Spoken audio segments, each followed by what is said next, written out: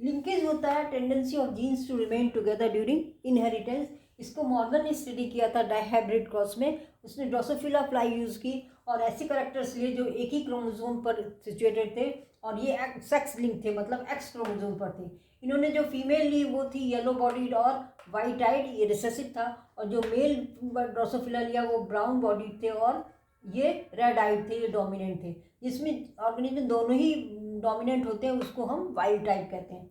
तो इन्होंने देखा कि F1 जनरेशन में तो लगभग वही रिजल्ट मिले जो मेंडल को मिले थे, लेकिन F2 जनरेशन में ये रिजल्ट 9:3:3:1 वाले नहीं थे।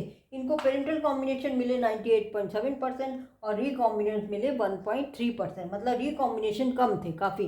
जो पेरेंटल कॉम्बिनेशन थे वो वाले जीन साथ में रहने की टेंडेंसी उनकी ज़्यादा थी। इसमें यदि हम देखें तो F1 जनरेशन में जो इस तरह से होता है, यदि रिकॉम्बिनेशन नहीं होता है तो एक गैमीट में ये जाएगा, एक गैमीट में ये जाएगा, इसी तरह से एक गैमीट में ये जाएगा, एक गैमीट में ये जाएगा। अब इस तरह का कोई भी गैमीट इधर के किधर भी गैमीट से मिल सकता है।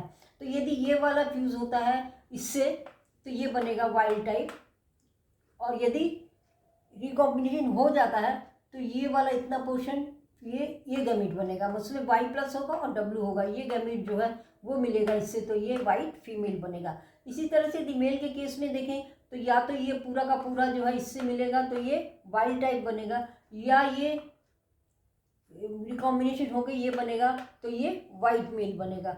इसी तरह का यदि हम ये वाला क्रोमोसोम को लेते हैं तो ये इसके साथ जाएगा तो ये येलो वाइट बनेगा फीमेल, और यदि ये रिकॉम्बिनेशन के बाद जाता है तो ये पोर्शन और फिर ये पोर्शन जाएगा इसके साथ तो ये बनेगा येलो। इसी तरह से दूसरी पॉसिबिलिटी में ये पूरा का पूरा इसके साथ जाएगा तो ये येलो वाइट मेल बनेगा, और या ये रिकॉम्बिनेशन के बाद जाएगा तो ये वाई और ये W+ इसके साथ जाएगा तो ये येलो बनेगा। तो ये डिफरेंट कॉम्बिनेशन बनेंगे F2 जनरेशन में, और परसेंटेज इनकी ये थी। इस तरह से इससे भी पता चल रहा है कि ये जो इनकी टेंडेंसी है YW के साथ रहने की टेंडेंसी ज़्यादा है, इसी तरह Y+ की टेंडेंसी W+ के साथ ज़्यादा है, मतलब ये लिंक्ड है जीन।